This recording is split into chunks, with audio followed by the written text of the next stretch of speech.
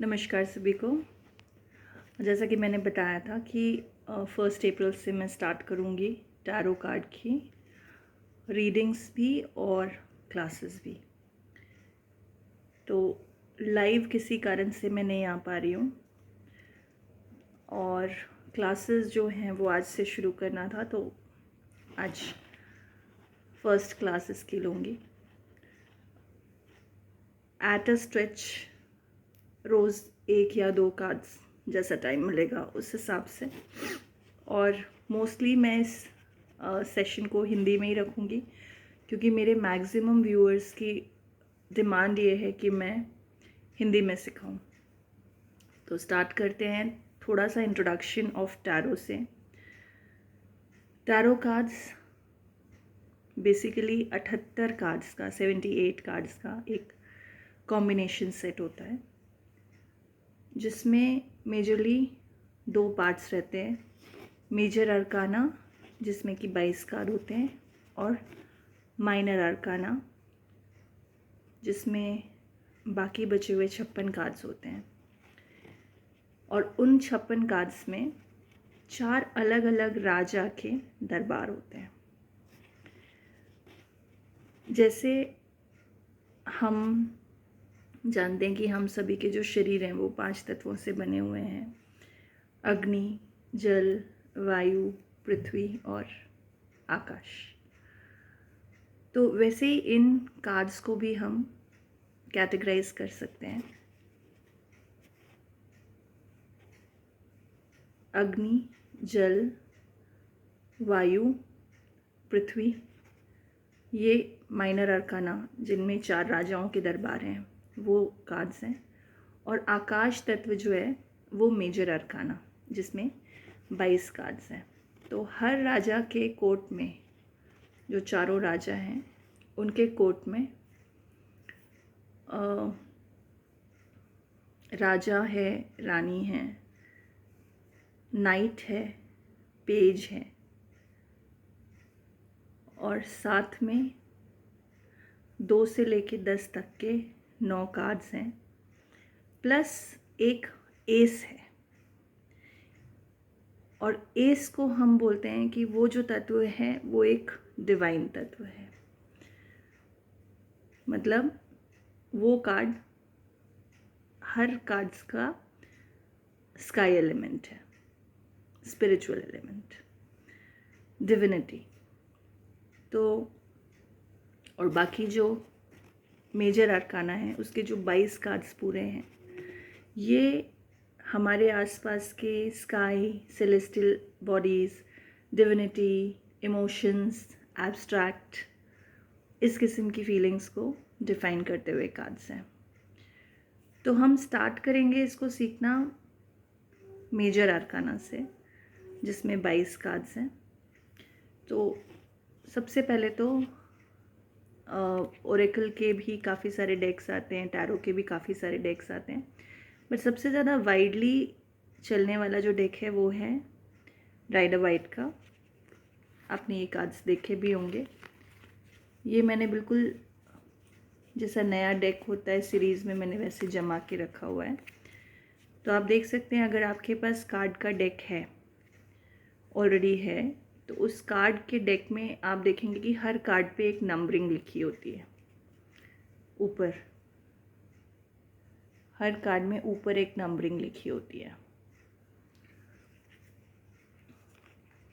तो हम अगर 0 से स्टार्ट करें तो द फूल कार्ड जो है वो 0 नंबर पे रहता है।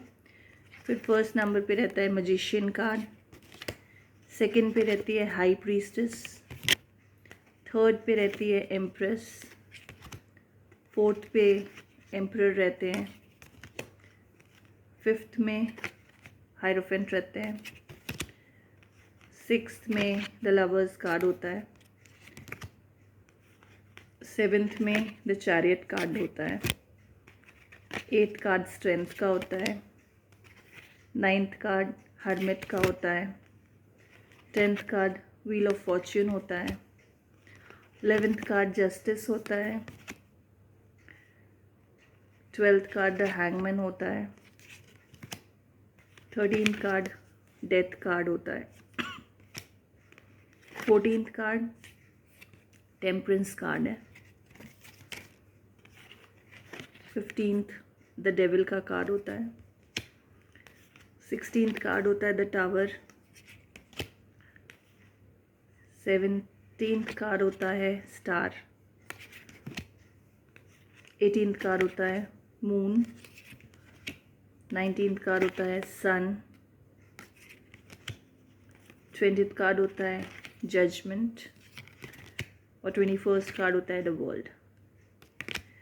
तो इस तरीके से 0 और 21 तक के कार्ड मिला के हमारे पास में 22 कार्ड्स हो जाते हैं, जो डिपिक्ट करते हैं स्पिरिचुअल, स्काई से related celestial cards, divine cards, divinity से रिलेटेड, इमोशंस से रिलेटेड कार्ड्स और एब्स्ट्रैक्ट से रिलेटेड कार्ड्स, फीलिंग्स से रिलेटेड कार्ड्स। तो इनको हम मेजर अरकाना इसलिए कहते हैं क्योंकि ये सारे इमोशंस, ये सारे एब्स्ट्रैक्ट नेचर जो होता है वो हर इंसान में अलग अलग मात्रा में रहता है।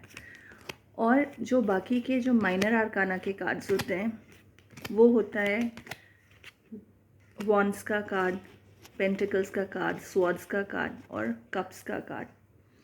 तो ये जो चारों राजा के अलग अलग दरबार हैं, अगर हम इनको थोड़ा सा डिटेल्स में समझें तो वॉन्ड्स का कार्ड जो है वो किसान, जो गरीब तबके के मेहनतकश लोग, एक्शन कार्ड है जो खुद उगा के खाना जानते हैं, जो मेहनत करना जानते हैं, जो किसी चीज़ को प्रोड्यूस करने की हिम्मत रखते हैं, जिनमें एक आग होती है। So that represent the fire element wands. इसमें आप यूजुअली देखें तो एक ये लकड़ी का सब रहता है, लठ जिसे कहते हैं। सब कार्ड्स में आपको ये वॉन्ड्स दिखेंगे। एक लकड़ी है या एक पेड़ का तना है जिसमें पत्ते भी लगे हुए हैं। तो बाय द कार्ड इटसेल्फ हम समझ सकते हैं कि ये ज़मीन से जुड़े लोग होते हैं, मेहनतकश, ईमानदार, मेहनत करके सब कुछ करने में कर्मठ, सक्षम वैसे लोग। दूसरा होता है अर्थ एलिमेंट, जिसे हम कहते हैं पेंटिकल कार्ड्स। जो भी इस अर्थ में है, पृथ्वी पर है, वो मटीरियलिस्टिक चीज़ों से जुड़ा हुआ है। मटीरियलिस्टिक चीज़ें, सबसे ज़्यादा मटीरियलिस्टिक चीज़ें होती हैं पैसा। तो पेंटिकल्स जो कार्ड हैं जिनमें सिक्के बने होते हैं, ये पैसे को रिप्रेजेंट करता है, मटीरियलिज्म को रिप्रेजेंट करता है। हर किसी के लिए पैसा कमाना मतलब इधर व्यापार करना, विनिमय करना, ट्रांजैक्शन वैसे करना, और इन पैसों की वजह से जितने इमोशंस जुड़े होते हैं, मटीरियलिस्टिक इमोशंस, वो रिप्रेजेंट करता है एक अर्थली चीज़। जब तक हम इस दुनिया में हैं, इस अर्थ पे हैं, तो ये अर्थली बाइंडिंग्स रहती हैं। बिना पैसों के हमारा कोई काम चल भी नहीं सकता, और पैसे के पीछे सारी चीज़ें, सारे इमोशंस डिपेंड करते हैं। उसके बाद आता है एयर एलिमेंट, हवा, वायु, और वो रिप्रेजेंट करता है वेग, स्पीड, अग्रेशन। तो ये रिप्रेजेंट करता है स्वॉर्ड्स, तलवारें। तो स्वॉर्ड्स जो हैं ये पावर भी है और पैसा भी है, वेग भी है और पैसा भी है, इसलिए ये दुनिया को बेसिकली चलाता है। इसीलिए ये है air element, swords card. Air element को हम किससे जोड़ सकते हैं? जो बहुत अग्रेसिव लोग हैं, पावरफुल हैं, मतलब जैसे वॉरियर्स कह सकते हैं हम। हक की लड़ाई एक चीज़, और उसमें भी एक लेवल तक चले जाना, खूना खच्चर तक कर देना, वो वाला जो नेचर है, वो जो अग्रेशन है, that is depicted by the air element. आंधी, तूफान, that element, it is the sword. And last but not the least, the cups. Cups में हम क्या रखते हैं? तरल, water is the element of cups. और वाटर कार्ड्स में क्या है? इमोशंस ज़्यादा हैं, किसी चीज़ की कमी नहीं है, पर इमोशंस की भी साथ में भरमार है। तो ये जो कार्ड्स हैं, ये जो वाटर माने बहती हुई चीज़ों का रिप्रेजेंटेशन करते हैं, ये कप्स वाले कार्ड्स हैं। इनमें इमोशंस हैं, सबसे ज़्यादा इमोशंस हैं। और इमोशंस के अलावा सुख, दुख, दर्द, पीड़ा, अबंडेंस भी, क्योंकि बह रहा है जो, तो संपन्न है, धन है, कोई चीज़ रोक नहीं रही है। तो वो अपने आप, कुछ एक्शन कार्ड्स के साथ साथ क्या है, अपने आप में फ्लोट होने वाली चीज़ें हैं जिनमें हमारा कोई कंट्रोल नहीं रहता। मतलब अगर हम इन चारों राजाओं को समझने की कोशिश करें, तो जो लठ उठाने वाला राजा है उसको मालूम है कि मेरे हाथ में लठ है, तो मैं ज़मीन पे भी काम कर सकता हूँ और लोगों को पिटाई भी लगा सकता हूँ, अपनी रक्षा भी कर सकता हूँ। जिसके पास पैसा है वो सब कुछ खरीद सकता है। तो वो तत्व पृथ्वी से जुड़ा हुआ तत्व है कि वो कहीं भी जा सकता है, कुछ भी खरीद सकता है, कुछ भी कर सकता है, क्योंकि उसके पास पैसा है। जो स्वॉर्ड है जिसके पास, वो ज़मीन पे कोई काम नहीं कर सकता, ज़मीन से हट के वो सारे काम कर सकता है, क्योंकि उसके पास पावर है, एयर है, वो वेग से सब कुछ कर सकता है, तुरंत उसको सब कुछ चाहिए। और जो कप्स है वो अपने आप चीज़ों को बहता रहता है, अपने आप में बहता रहता है। तो ये चारों राजा के जो कोट्स हैं, उन सभी कार्ड्स के अलग अलग महत्व होते हैं। और मेजर अरकाना के, जैसे मैंने आपको बताया कि 22 कार्ड्स होते हैं, उन 22 कार्ड्स के अलग अलग डेफिनेशंस हैं, जिनको हम ग्रेजुअली एक एक करके समझेंगे। तो आज सबसे पहले मैं 0 नंबर का जो कार्ड है, द फूल, उस कार्ड को थोड़ा सा एक्सप्लेन करूँगी डिटेल्स में। द फूल कार्ड, हिंदी में अगर हम इसको बोलें तो मूर्ख। इसको जब हम बात करते हैं इस कार्ड की, आपके पास अगर ये कार्ड हो तो आप उसको देख सकते हैं डिटेल्स में। तो एक ऐसा आदमी है जो दुनिया के एक छोर पे खड़ा हुआ है, एज ऑफ द क्लिफ, उस पे खड़ा है, लेकिन इसे किसी चीज़ की कोई परवाह नहीं है, अपनी मस्ती में है, अपनी धुन में है, अच्छे कपड़े पहन रखे हैं, सब कुछ अच्छा है, लेकिन फिर भी मूर्ख है, क्योंकि अपने बारे में इसको कोई नॉलेज नहीं है, कुछ नहीं जानता ये अपने बारे में, या इसने दुनिया के प्रति अपनी सारी आंखें बंद कर रखी, मतलब कुछ देख नहीं रहा है, बस अपनी धुन में चल रहा है, सारी चीज़ों से, जिसे कहते हैं वैराग्य, विरक्त हो चुका है। विरक्त मतलब परेशान में नहीं, सब कुछ एक अच्छी चीज़ के लिए छोड़ चुका है। तो अगर हम इसकी बात करें तो जो जनरल रीडिंग्स होती हैं as per the norms of tarot, इसमें आप कह सकते हैं गलतियां करने की आदत है, मेनिया है, एक नशा है किसी चीज़ का, खर्च करने की आदत है, खर्चीला है, अपनी धुन में है, मस्त मौला है, तो शायद पीने पिलाने की आदत हो, दुनिया से दूर, मतलब अपने आप में रहने की आदत हो चुकी है उसकी, दुनिया से दूर। हो सकता है कि वो नशे में है, भ्रम में है, अपनी खुद की एक उसने दुनिया बना रखी है जिसका सच्चाई से दूर दूर तक कोई सरोकार नहीं है, इस टाइप की एक दुनिया बना रखी है। तो ये जब पॉजिटिव उसमें आता है तो भी एक्स्ट्रा वेगन्स है इसका, इंटॉक्सिकेशन है, डेरिलिम है, या फ्रेंजी है, थोड़ा सा मेसी है, थोड़ा सा विरेमेंट है, मतलब किसी से कोई मतलब नहीं है, इस टाइप का एक इंसान हो सकता है कोई।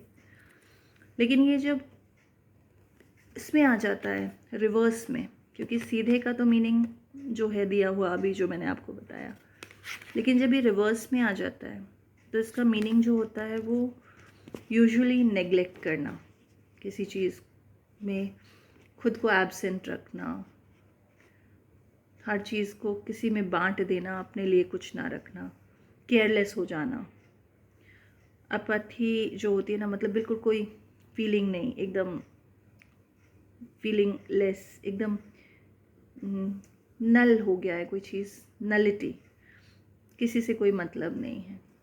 और वेन, इन वेन जो वैनिटी होता है, वो वाली वैनिटी। तो बेसिकली द फूल कार्ड जो है ओवरऑल नेग्लिजेंस, किसी से कोई मतलब नहीं, वैसा उस टाइप का है।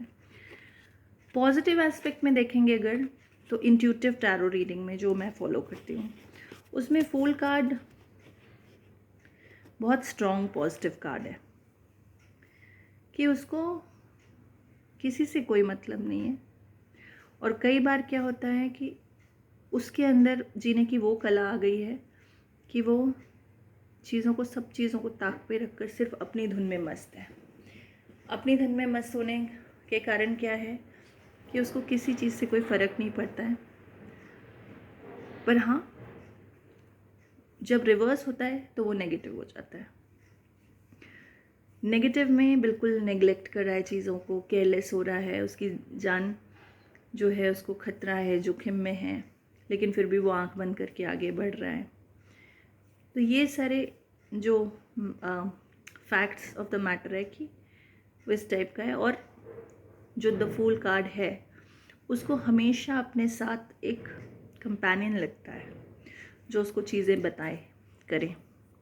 तो अगर फूल आपकी रीडिंग में आता है पॉजिटिव फॉर्मेट में, आगे और पीछे के कार्ड्स भी देखे जाते हैं, उस पर डिपेंड करता है कि फूल का एग्जैक्ट क्या मीनिंग रहेगा। पर अभी के लिए मान के चलें कि फूल कार्ड जो है अपने आप में सेल्फ सेटिस्फैक्शन वाला कार्ड है, सेल्फ रिलायंट वाला कार्ड है।